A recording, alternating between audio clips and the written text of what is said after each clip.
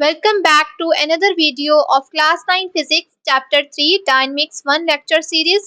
Dear students, जैसा कि हम Chapter 3 की डिस्कशन कर रहे हैं और आज हम एक नया टॉपिक Chapter 3 का डिस्कस करने जा रहे हैं। आज का टॉपिक स्टार्ट करने से पहले हम थोड़ा सा पीछे से रिवाइज कर लेते हैं कि अभी तक हमने Chapter 3 के किन किन टॉपिक्स को समझ लिया है। सबसे पहले Chapter 3 में हमने फोर्स को समझा, जैसा कि हमने इंट्रोडक्शन में पढ़ा था Chapter 3 के कि इस चैप्टर में हम सारा का सारा फोर्स के बारे में डिस्कस करेंगे। तो सबसे पहला जो हमारा टॉपिक था वो फोर्स के बारे में था कि फोर्स क्या होती है। नेक्स्ट हमने टाइप्स ऑफ फोर्सेस को समझ लिया कि टाइप्स ऑफ फोर्सेस या कैटेगरीज ऑफ फोर्सेस क्या क्या हैं, जिनमें कॉन्टैक्ट फोर्सेस को हमने समझा, कॉन्टैक्ट फोर्सेस की डेफिनेशन और उसकी टाइप्स को वन बाय वन डिस्कस किया। नॉन कॉन्टैक्ट फोर्सेस को समझा और उसकी टाइप्स को समझा। फंडामेंटल फोर्सेस इन नेचर को अच्छे से समझ लिया और उसके बाद हमने फोर्स डायग्राम का टॉपिक भी समझ लिया कि फोर्स डायग्राम क्या होती है, system diagram, SD and free body diagram क्या होती है। अगर आपको इन टॉपिक्स में से कोई भी टॉपिक अनक्लियर है तो उसकी वीडियोस मेरे चैनल पे मौजूद है। प्लेलिस्ट का लिंक आपको डिस्क्रिप्शन में मिल जाएगा, वहां से जाके इनमें से कोई भी टॉपिक समझ सकते हैं, अपना कॉन्सेप्ट क्लियर कर सकते हैं। इसके अलावा हर वीडियो के डिस्क्रिप्शन में आपको फ्री नोट्स का लिंक भी मिल जाएगा, जो आपकी पेपर प्रिपरेशन के लिए काफी हेल्पफुल हो सकता है। जब आप एग्जाम की तैयारी कर रहे होंगे तो आप अपने कॉन्सेप्ट्स को जल्दी से उन नोट्स से रिवाइज कर सकते हैं और ये देख सकते हैं कि इस टॉपिक जो हमने पढ़ा है, जो समझा है, जो याद किया है, उसको पेपर में अटेम्प्ट किस तरह से करना है। चलें तो आज का अपना लेक्चर स्टार्ट करते हैं। आज का जो टॉपिक हमने डिस्कस करना है वो है concept of net force. Chapter 3 में हम स्टार्ट से ही फोर्स के बारे में पढ़ रहे हैं कि फोर्स क्या है, उसकी टाइप्स क्या हैं, फंडामेंटल फोर्सेस क्या होती हैं, फोर्स डायग्राम हम किस तरह से ड्रॉ करते हैं और क्यों ड्रॉ करते हैं। इसी तरह आज का हमारा टॉपिक भी नेट फोर्स के बारे में है। आज हम समझेंगे कि नेट फोर्स क्या होती है। The net force is the total or combined effect of all different forces acting on an object simultaneously. It is calculated by adding up all individual forces. अब जैसा कि लास्ट लेक्चर्स में भी हमने ये बात समझी थी कि एक बॉडी के ऊपर सिर्फ एक फोर्स नहीं एक्ट करती, बल्कि एट अ टाइम एक बॉडी के ऊपर डिफरेंट फोर्सेस एक्ट कर रही होती हैं। कोई भी बॉडी की, किसी भी बॉडी के हम एग्जांपल ले लें तो हम ये बात समझ सकते हैं कि उस बॉडी के ऊपर एट अ टाइम सिर्फ एक फोर्स नहीं बल्कि डिफरेंट फोर्सेस एक्ट कर रही होंगी। फॉर एग्जाम्पल ग्रेविटी की फोर्स एक्ट कर रही होगी, या फिर नॉर्मल फोर्स एक्ट कर रही होगी, फ्रिक्शनल फोर्स एक्ट कर रही होगी, अप्लाइड फोर्स एक्ट कर रही होगी। तो इस तरह की डिफरेंट फोर्सेस एक बॉडी के ऊपर एक्ट कर रही होंगी। अब नेट फोर्स क्या है? नेट फोर्स उन फोर्सेस का टोटल और कंबाइंड इफेक्ट होती है, डिफरेंट फोर्सेस का, उन्हीं डिफरेंट फोर्सेस का जिसका अभी मैंने आपको समझाया कि एक बॉडी के ऊपर डिफरेंट फोर्सेस एक्ट कर रही होंगी। तो इन फोर्सेस को जब हम कंबाइन करेंगे और इनका टोटल जब हम करेंगे तो उस कंबाइंड इफेक्ट जो होगा वो क्या होगा? Net force. इसको समझना इतना भी मुश्किल नहीं है, बहुत इजी सा कॉन्सेप्ट है कि एक बॉडी के ऊपर डिफरेंट फोर्सेस लग रही हैं, आप उन फोर्सेस को कंबाइन कर दें, ऐड अप कर दें, तो टोटल जो फोर्स होगी वो क्या होगी? नेट फोर्स होगी। और इसको हम कैलकुलेट भी इसी तरह से करते हैं कि तमाम जो इंडिविजुअल फोर्सेस होती हैं उनको हम ऐड कर देते हैं। फार्मूला आपने नेट फोर्स का याद रखना है, एफ और इसके सबस्क्रिप्ट में नेट लिख के is equal to sigma F. ये सिग्मल क्या है? सिग्मा। और इसमें तमाम फोर्सेस जो एक बॉडी के ऊपर एक्ट कर रही होंगी उनको आप ऐड कर देंगे। For example F1 plus F2 plus F3, जितनी भी फोर्सेस एक्ट कर रही होंगी, लाजमी नहीं है कि एक या दो force, up to n number of force, means जितनी भी फोर्सेस एक्ट कर रही होंगी उनको आप ऐड करेंगे तो आपको क्या मिलेगी? नेट फोर्स मिलेगी। अब एक पॉइंट यहाँ पे समझना जरूरी है, constraint direction and science for vector addition. जब आप ये प्रोसेस कर रहे होंगे, जब आप नेट फोर्स निकाल रहे होंगे, जब आप तमाम इंडिविजुअल फोर्सेस को ऐड अप कर रहे होंगे, तो आपने इस चीज का ध्यान रखना है कि कौन सी फोर्स किस डायरेक्शन में लग रही है।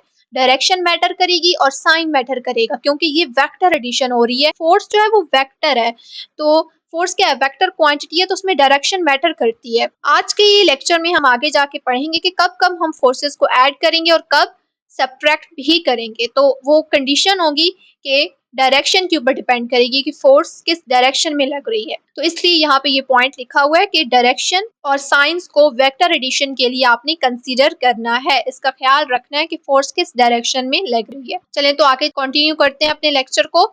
Balanced versus unbalanced forces. Balanced forces, if the net force is equal to 0 Newton, the forces are balanced. इतनी सी डेफिनेशन है, इतना सा कॉन्सेप्ट है, बिल्कुल भी मुश्किल नहीं है। पहले हमने नेट फोर्स का पढ़ा कि नेट फोर्स क्या होती है, तमाम जितनी भी फोर्सेस एक बॉडी के ऊपर एक्ट कर रही हैं उसको आप ऐड कर दें, आपको नेट फोर्स मिल जाएगी। अगर वो नेट फोर्स का रिजल्ट 0 न्यूटन आ रहा है, यानी हमारे पास ऐड करने से रिजल्ट क्या आ रहा है 0, तो वो फोर्सेस क्या है, बैलेंस्ड है। और इस कंडीशन में जब फोर्सेस बैलेंस होंगी तो क्या होगा, ऑब्जेक्ट रिमेन्स एट रेस्ट, या तो ऑब्जेक्ट जो है वो रेस्ट के ऊपर रहेगा। Object continuous moving at a constant velocity, no change in motion. और अगर ऑब्जेक्ट जो है वो किसी भी वेलोसिटी के साथ मूव कर रहा था तो वो उसी कांस्टेंट वेलोसिटी के साथ ही मूव करता जाएगा, अपनी वेलोसिटी को चेंज नहीं करेगा। फॉर एग्जाम्पल, अगर कोई कार 30 किलोमीटर पर सेकेंड की वेलोसिटी के साथ मूव कर रही थी तो वो उसी कांस्टेंट वेलोसिटी के साथ मूव करती जाएगी, ना ही अपनी वेलोसिटी को बढ़ाएगी और ना ही कम करेगी, यानी मोशन में चेंज नहीं आएगा। तो ये बैलेंस्ड फोर्स की कंडीशन है। आपने ये याद रख लेना है कि बैलेंस्ड फोर्सेस कब होंगी और जब बैलेंस्ड फोर्सेस होंगी तो क्या होगा। नेक्स्ट टाइप है अनबैलेंस्ड फोर्सेस की। If the net force is not equal to 0 newton, अगर हम नेट फोर्स मतलब जितनी भी फोर्सेस एक बॉडी के ऊपर डिफरेंट फोर्सेस लग रही हैं उनको जब हम एड अप करते हैं या सब्ट्रैक्ट, तो हमारे पास जो आंसर आया है वो अगर 0 न्यूटन के इक्वल नहीं आता, कोई और आ जाता है आंसर लेकिन 0 न्यूटन नहीं आता, द फोर्सेस आर अनबैलेंस्ड, तो तब हम कहेंगे कि फोर्सेस क्या थी, अनबैलेंस्ड थी। और इस कंडीशन में object will change it's state of motion, object जो है वो अपनी स्टेट ऑफ मोशन को चेंज करेगा, वो एक ही स्टेट में नहीं रहेगा।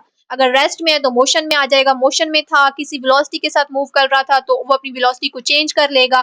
वही बात कि इट विल एक्सेलरेट, डेसेलरेट और चेंज डायरेक्शन, वो एक्सेलरेशन भी उसमें प्रोड्यूस हो सकता है, यानी अपनी स्पीड को जब वो ये वेलोसिटी को इंक्रीज कर रहा होगा, या फिर डेसेलरेशन प्रोड्यूस हो सकता है और वो अपनी डायरेक्शन भी चेंज कर सकता है, क्योंकि उसके ऊपर जो फोर्सेस लग रही थी वो अनबैलेंस्ड थी। बस इतना सा कॉन्सेप्ट था बैलेंस्ड और अनबैलेंस्ड फोर्सेस का, बहुत ही इजी सा। अगर आप इसको नोट्स की फॉर्म में लिखेंगे, पॉइंट्स की फॉर्म में अच्छे से अटेम्प्ट करके अपने कॉन्सेप्ट को क्लियर करके, तो आपको बिल्कुल भी ये कॉन्सेप्ट्स मुश्किल नहीं लगेंगे समझना।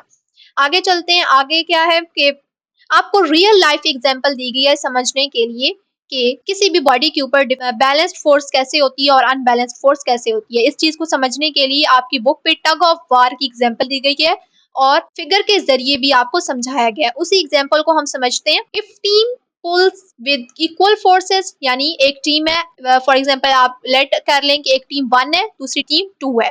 टीम 1 जो फोर्स लगा रही है उसको फोर्स को हम क्या नाम दे रहे हैं, F1, और टीम 2 जो फोर्स लगा रही है उस फोर्स को हम नाम दे रहे हैं F2। जब F1 जो टीम 1 लगा रही है फोर्स और जब F2 जो कि टीम 2 लगा रही है, ये दोनों फोर्सेस जब इक्वल होंगी तो नेट फोर्स क्या होगी, 0 Newton. And the rope stage still, और जो रोप है वो एक ही जगह स्टिल खड़ी रहेगी, यानी ना टीम 1 की तरफ मूव करेगी ना ही टीम 2 की तरफ मूव करेगी, क्योंकि जो टीम 1 फोर्स लगा रही थी F1 और जो टीम 2 फोर्स लगा रही है F2, वो दोनों फोर्सेस इक्वल है, तो नेट फोर्स 0 है, तो फोर्सेस क्या है, बैलेंस। तो ये बैलेंस फोर्सेस की एग्जांपल है।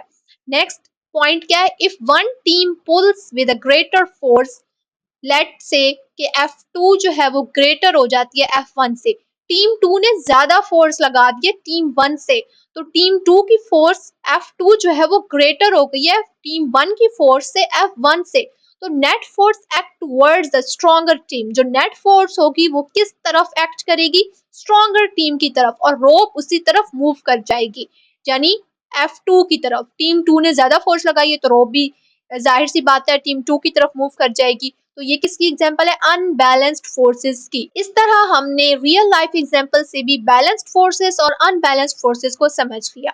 आगे कंटिन्यू करते हैं अपना लेक्चर। आगे फ्री बॉडी डायग्राम के बारे में बताया गया, आपकी बुक पे भी free body diagram and resultant net force का टॉपिक है। फ्री बॉडी डायग्राम को वैसे तो हम लास्ट लेक्चर में भी पढ़ के आए हैं, अगर आपको अच्छे से समझना है तो वो वीडियो भी आपको मेरे चैनल पे मिल जाएगी। आपको ये टॉपिक समझना है कि फोर्स डायग्राम्स क्या होती हैं, फ्री बॉडी डायग्राम क्या होती है, सिस्टम डायग्राम क्या होती है, इनका डिफरेंस क्या होता है, तो आपको ये टॉपिक भी मेरे चैनल पे मिल जाएगा। अभी हम समझ लेते हैं थोड़ा सा कि फ्री बॉडी डायग्राम क्या है। Simplified visualization of an FBG is a simplified drawing showing all forces acting on an object using arrows।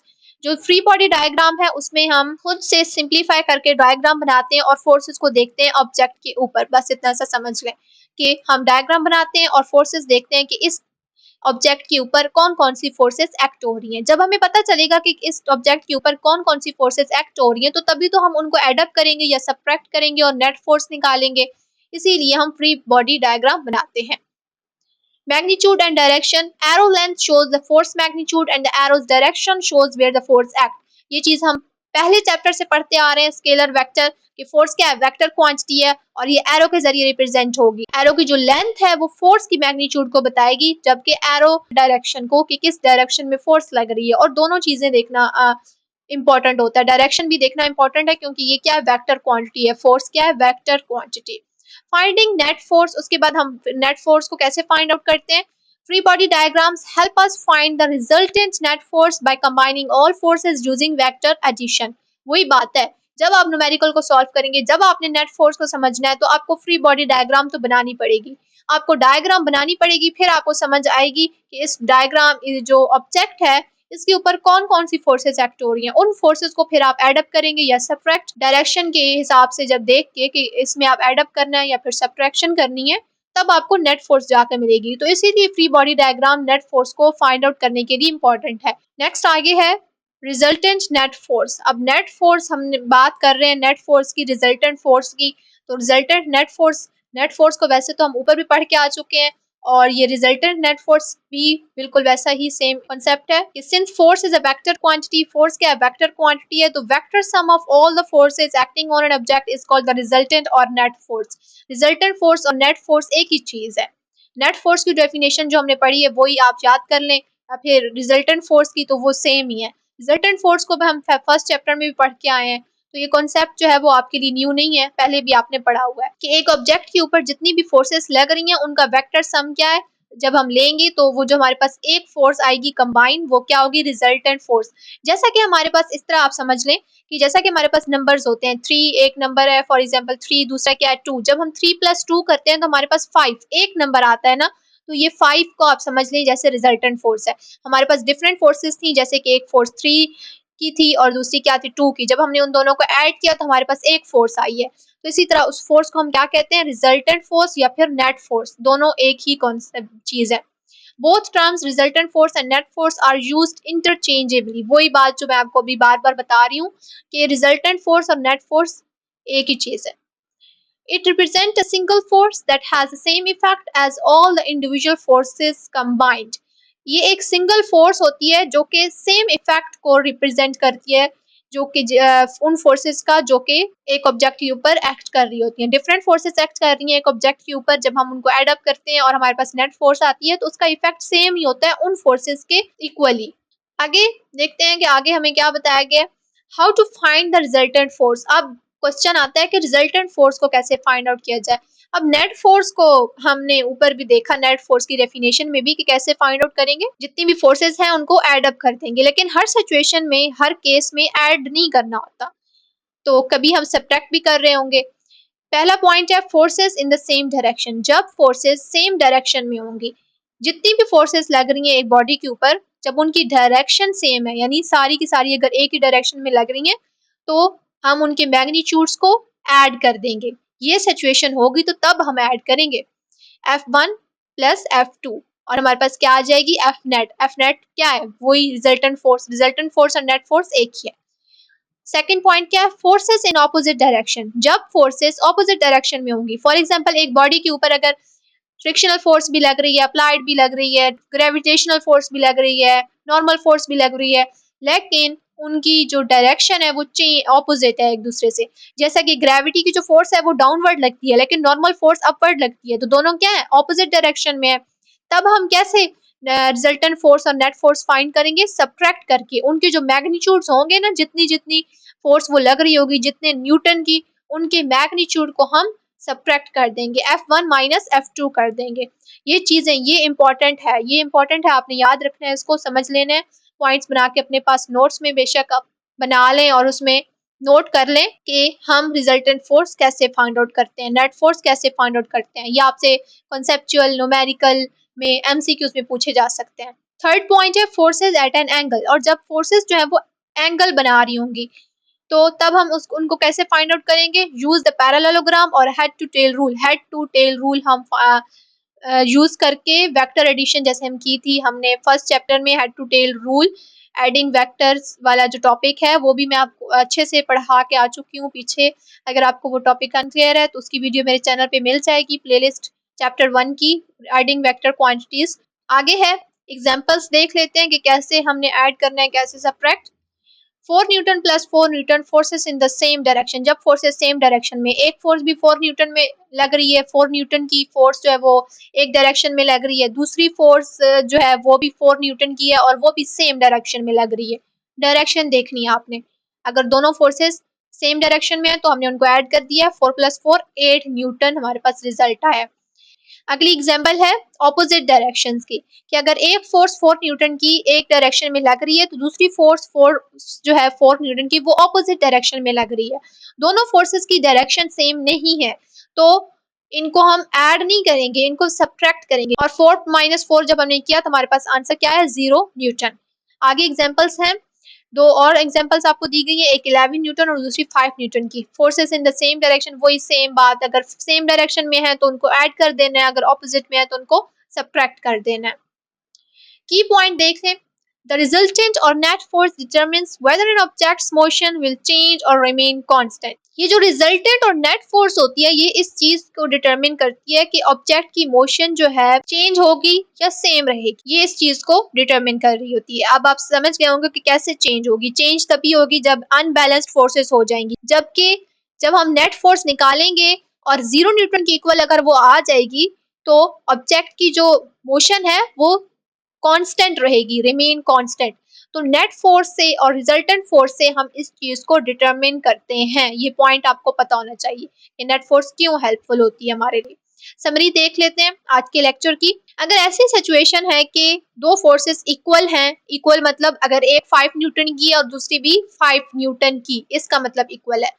अगर दोनों इक्वल एंड ऑपोजिट हैं लेकिन डायरेक्शन उनकी क्या है, ऑपोजिट, तो टाइप ऑफ फोर्स में हम क्या क्या होगी, बैलेंस होगी, क्योंकि उन दोनों को जब हम सब्ट्रैक्ट करेंगे 5 माइनस 5 तो आंसर क्या आएगा, 0। तो नेट फोर्स क्या होगी, 0। तो जब 0 की इक्वल आ जाती है तो क्या सिचुएशन होती है, क्या कौन सी फोर्स होती है, बैलेंस फोर्स होती है वो। तो टाइप ऑफ फोर्स यहाँ पे आ गई, क्या है, बैलेंस्ड फोर्स। और मोशन ऑफ ऑब्जेक्ट को हम देखें तो कोई चेंज नहीं होगा। नेक्स्ट क्या हमने समझा आज के लेक्चर से, कि अगर कोई दो फोर्सेस अनइक्वल हैं, यानी एक अगर 5 न्यूटन की है और दूसरी 7 न्यूटन की है और सेम डायरेक्शन में है वो, यानी अगर एक राइट की तरफ है तो दूसरी भी राइट की तरफ है, तो उनके जो मैग्नीट्यूड्स होंगे उनको हम ऐड अप कर देंगे।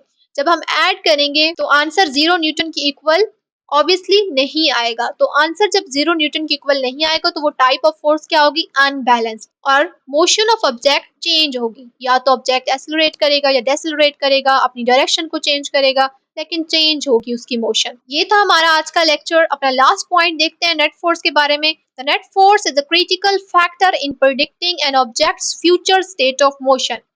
नेट फोर्स जो है वो एक क्रिटिकल फैक्टर है इस चीज को देखने के लिए कि ऑब्जेक्ट की मोशन क्या होगी आगे, वो अपनी जिस मोशन में है, रेस्ट में है, कांस्टेंट वेलोसिटी के साथ मूव कर रहा है, उसी मोशन में रहेगा या फिर फ्यूचर में अपनी मोशन को चेंज करेगा, तो वो हम नेट फोर्स से देख रहे होते हैं। इसीलिए नेट फोर्स इंपॉर्टेंट है। अब यहाँ से आपको एक ये क्वेश्चन भी बना के पूछा जा सकता है कि मोशन ऑफ ऑब्जेक्ट के लिए जो नेट फोर्स जो है वो कैसे क्रिटिकल फैक्टर है, या नेट फोर्स से हमें कैसे मोशन ऑफ ऑब्जेक्ट पता चलती है।